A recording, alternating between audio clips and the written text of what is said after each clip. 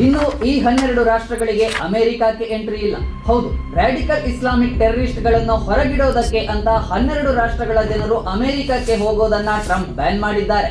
Afghanistan, Myanmar, Chad, Congo, Equatorial Guinea, Eritrea, Haiti, Iran, Libya, Somalia, Sudan ಮತ್ತು Yemen ದೇಶಗಳ ನಾಗರಿಕರಿಗೆ America ಪ್ರವೇಶವನ್ನು ಸಂಪೂರ್ಣವಾಗಿ ನಿಷೇಧಿಸಲಾಗಿದೆ.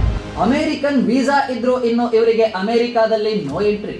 ಇದಲ್ಲದೆ Burundi, Cuba, Laos, Sierra Leone, Togo, Turkmenistan, Venezuela ದೇಶಗಳ ಜನರಿಗೆ ಪಾರ್ಷಿಯಲ್ ಆಗಿ ಬ್ಯಾನ್ ಆಗಿದೆ. ಇನ್ ಕೇಸ್ ಅವರು ಅಲ್ಲಿಗೆ ಹೋಗಬೇಕಾದ್ರೆ ಕಠಿಣವಾದ ಇನ್ಸ್ಪೆಕ್ಷನ್ ಇರುತ್ತದಂತೆ.